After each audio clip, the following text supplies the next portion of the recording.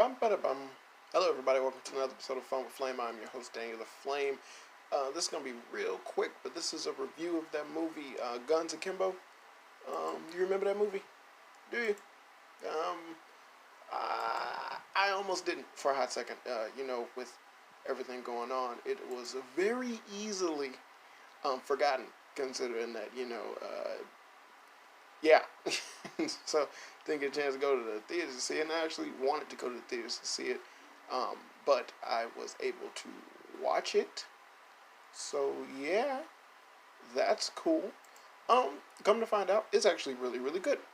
Um, Overall rating for the movie, I would definitely give it a 7 out of 10. Um, 6.5 if I want to be overcritical, but definitely 7 out of 10. Very funny. Had some fantastic uh, camera. Just some freaking magic work with a lot of their camera and effects that they were doing, and just great. Um, I really have a um, a problem with just minor details. I mean, minor. They're just so insignificant and stupid. It stuck out so much to me. That's the reason why I harp on it so much. Um, but first with the good before the bad. The movie has fantastic cinematography, great camera angles and different shots. They take a lot of chances, and it works out fine and perfect. Like, just some of the stuff that they did was just so just nicely done as a movie. It was just visually really good to see, especially with something that essentially tried to give you like a semi cyberpunk feel to it without actually going like that full Blade Runner thing, or anything like that, but more so something where it's just like just a more advanced now. And I like that. I really, really like that. Um, the movie with Danny Radcliffe uh, just was just over. Just the concept behind it was fresh, original, and I really enjoyed it. His character um, was essentially your typical guy that is nobody thrown into a situation where basically he is the greatest nobody of all time. So, you know, it just boils down to that thing where it's like, it's been done before, but hey, execution is what matters. And the execution really hit it off with this movie. Um, so the story goes where he's a nobody, broke up with a girl, had an ex-girlfriend he felt deeply about, accidentally liked a picture of her on Instagram, and then basically kind of made a date with her to meet up. I'm getting into way too much detail because this stuff isn't important, but uh, come to find out that basically Danny Radcliffe is someone who basically likes to go online and just shit talk to anybody and everybody about anything or whatever. So he's a troll. Uh, One of the pet peeves I have with this movie is that basically he called himself a troll hunter when he himself initiated screwing with people online. That's troll mentality. He was the troll. I'm pretty sure whoever wrote that part really didn't get that concept, but he himself was the troll. Um, the movie also expressively, that's not a word. The movie sometimes give you hint about the type of person that he was, more so millennialistic type of thinking. So you have him do things where he was like, oh, he don't believe in eating meat, or he's just against violence in general and whatnot. When he has guns bolted to his hands and he has to fight for his life against someone trying to kill him. So, and then basically the movie kind of gives you it leads you in a direction of exactly what you're about to see in terms of his character development at a certain point where he meets a hobo. I'm kind of jumping all over the place, but at one point in time, he's basically a nobody. He starts trolling on the internet. The people who he's trolling, he starts trolling on a website where they're hosting videos of basically people killing each other in like gladiatorial situations, and he's going around saying like, people who indulge in that are a bunch of jackasses, like horrible people. They need to get a life and whatnot. So then the people who run the website turn out to be a bunch of crazy people, because duh. And then basically they look up his IP address, which if you're a troll or a professional troll, which is what he is, you would be you would know to not do that. Like, people are crazy. But, so then he gets caught. These people bust into his house and just bolt these guns onto his hands. And they tell him that he's competing in the next game that they got going on, where he's going up against basically their undefeated champion, who's like the fan favorite. And it's this chick that's just no hold bars. Is just coming after him regardless of what he did. you know, normally it's like they pit her against criminals, but this time, like, she just didn't, like, just regular dude, doesn't care. And then what I thought was interesting was that they just tell you who you're fighting. It's not like they give you hints or clues on exactly how you go about dealing with said person. They just tell you, no, you have to deal with this person, period. So I thought that was cool because you actually saw her go through the motions of looking him up and trying to find him in order to track him down and hunt him down in order to kill him. I thought that was interesting and cool. Seeing him fumble about with the guns on his hands is a moment where he's trying to pee, and then he just starts peeing off the toilet seat, and then he be trying to position himself, and he go, no, just don't shoot your dick off. And then it's like, yeah, like, let's focus on the main problem. And that part was funny. This movie has really good comedy. Definitely got to give it to that. Has a lot of nice comedy in a lot of good places. It has its overbearing moments. There's just certain things and certain moments where it was like, it's obvious where if he was to speak or say something in a certain way, a lot of the situations would change or be different. When he's speaking with his ex-girlfriend in the car, he does a cliche thing of going, if I show you something, you gotta promise not to freak out. And I always think back to Pulp Fiction with this, because it's something Quentin Tarantino explained in Pulp Fiction that literally no other movie has had the balls to either establish or, try to fix or just blatantly, just not do it, just to sit there and go, hey, if I'm gonna show you something or I'm gonna tell you something, you gotta promise not to freak out. When that mindset and ideal is stupid. When especially like if you have to show someone something, and it's like mentally, you should explain to them what it is that they're about to see so they can be partially prepared. To just go, all right, I'm gonna show you something. Please don't freak out. And then you open up a door into something, and I'm seeing something that I just mentally couldn't even try to picture. Like, yeah, I'm gonna freak the fuck out. So, and it's like on Pulp Fiction, they had a scene where Uma Thurman talking to John Travolta, and then he says, "Don't get offended," and she says, "You can't have me do that. You can't ask me that because you can say something and I get offended, and then through no fault of my own, would I have then broken my promise to you to not get offended because mentally I already became offended. So you can't ask that, And it's like you just say what you want to say, Just own up on the shit. And in this situation at Guns Akimbo, basically when he was talking with his girlfriend, he's kind of freaking out and doing weird stuff, and he got the guns attached to his hands, but he had them in his pocket. And so then she's just like asking him questions and whatnot, and he's kind of just freaking out about the questions and whatnot because he's more so focused on getting her back rather than the situation at hand. Another dumb part in the movie, but luckily, as soon as that passes, then the movie becomes good again. So it's like it did that, then it passes, and then I was fine. But essentially, he was like, all right, well, they're just speaking and whatnot, and then he was like, I gotta show you something, but just promise me you won't freak out. And he just lifts up and shows the guns in his hands, and she pepper sprays him in the face. I thought that was excessive, but same time, dude got guns in his hands. But it's just that it could have easily been avoided if he explained and told to her, because the killing site is a major thing that's known to a lot of people. So if he just explained to her, like he just at no point in time did he even try to just go, hey, that killing site is going around? Those bastards broke into my house, deadbolted some fucking guns to my hand, and they're trying to force me to kill this girl who's now after me. That's why I'm wearing a goddamn bathrobe and some claw slippers or house shoes, and I'm in my underwear and I'm talking to you and I'm looking all ragged and everything. And that was just a simple thing, but it's like they just chose not to do it, and it is one of the things that was like that was, ugh. It, it's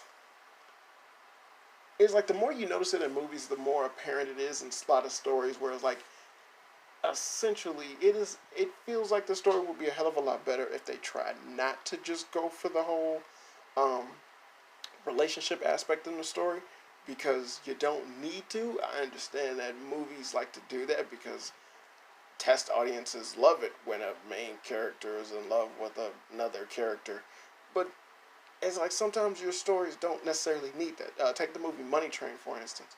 He so effortlessly brought up because he just watched all of Money Train unedited, and uncut and not on television. That movie has Wesley Snipes, Woody Harrelson, Jennifer Lopez. Jennifer Lopez does not belong in that movie. She is not needed for that movie to progress the way that it progressed. Honestly, it would have been a much better movie, in my opinion, without Jennifer Lopez's character. It wasn't necessary. The fact that Wesley Snipes slept with her and Woody Harrelson got over it that quickly is an added effect towards the unnecessary use of her character. The fact that a lot of the things and the motions that were going and taking place between Wesley Snipes and Woody Harrelson was like a long overdue, slow build up since the beginning of the movie, further let me know that J Lo was not necessary in this movie, in that movie. So with Guns Akimbo, introducing the fact that he had an ex girlfriend or a girl that he desperately wanted to get back with, it was completely unnecessary. The fact that he wanted to either, they could have made it to where like the guns would explode if he didn't kill the girl within the timeline, or the only people who can get the guns off with them, or just later in the movie just give that added bonus where it was like he knows that they'll keep coming after him unless he kills them, so then he needs to go after them. Anything, any of those could have been very valid, normal reasons for him to want to go after the what was it, Schism? Yeah, to go after Schism, rather than it being that we got your ex girlfriend who you care deeply about, which is just a cliche, dumb, unnecessary thing, because the introduction of him having a girlfriend was completely unnecessary. It could have been that they just had that he had an ex girlfriend, and then they just did the whole pepper spray incident, and that would have been the end of it.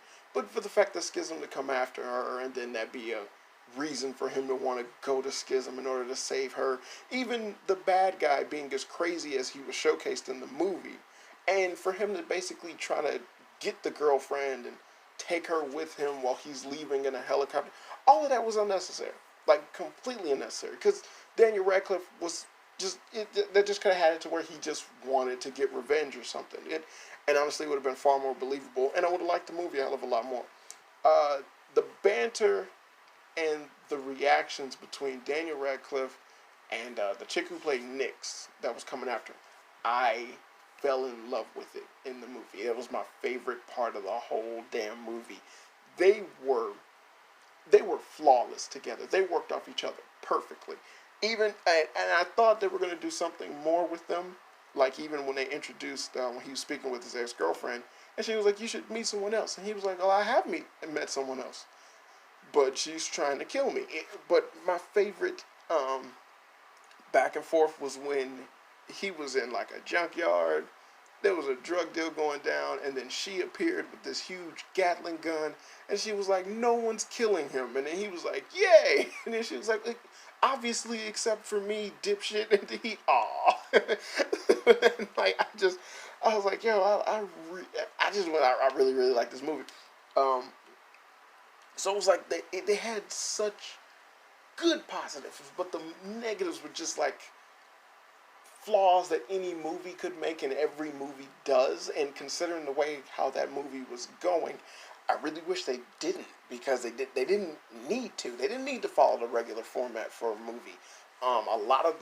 There's a lot of twists in this movie, and just how it subvert your expectations on exactly what is about to happen or what's going to happen. A lot of things seem very like I'm about to say cliche again, but not cliche. But basically, you just know a lot of stuff is going to happen. You just know these characters are going to act this way or that way, or they're doing this for this reason or whatever. And you just, and it's so very obvious.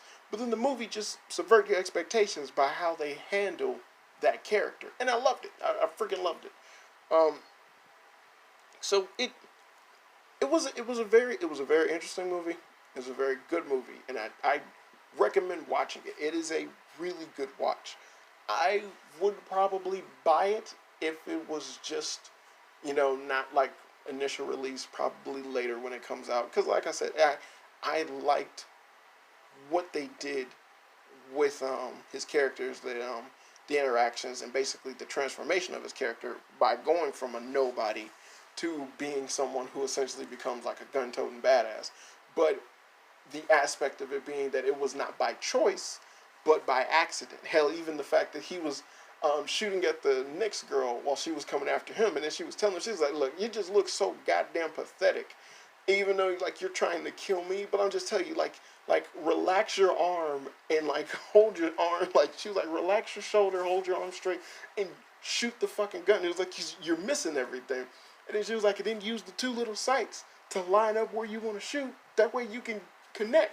And like he's shut the fuck up, stop helping me. It's just like they had a weird, funny back and forth, and it just the best part of the movie to me. This is the best part of the movie to me. So I really enjoyed it. I really liked it. I liked what they did, and it was pretty cool. Another issue that I have with it would be his narration. They had him narrating his life in the beginning of the movie. The stylized visuals that they had for the movie and the pacing that it was going in, literally, if you watch that part and have it muted, you do not need to hear him speak about his life in the beginning. It kind of starts off like Wanted, in which that narration of what he got going on, the people around him and whatnot, so he can explain shit. And it was just unnecessary. Because that's a comic book way of writing. Whenever you have someone narrating shit in the beginning, it's so comic booky, it's ridiculous. But the concept in here, because it was like you just wanted to see that he was pathetic, he was nobody, he just constantly is looking down at his phone and everything. It didn't need him to tell us that. It was like it was showing all of that. Now, I'm not going to say that none of the narration was necessary, because at the end of the movie, the narration was perfect. Like when he was explaining what was happening between him, what was going on with him, the ex-girlfriend surviving, and then all that you saw at the end and whatnot. Like, then it was necessary. So that was the odd takeaway. But it was just like him narrating the movie in certain parts, unnecessary. But then there were certain parts where it was totally justified and honestly a nice and basically a welcomed addition to the scene. But, it's just like little things like that was what just made from the movie. So overall, like I said, I would definitely give it a 7 out of 10, 6.5 if I was being overcritical. But this is a movie I would highly recommend to watch. It is, gory, gruesome, and whatnot. But you watch movies at your own whatever rating, be damned. But it just, I loved it, and I really loved it. It just had so. It basically was just a. It was a good new movie. If I had to put it any other way, it was a good new movie. So with that, I'm going to end this review. Definitely check out Guns Akimbo. Really enjoyed it. Really nice.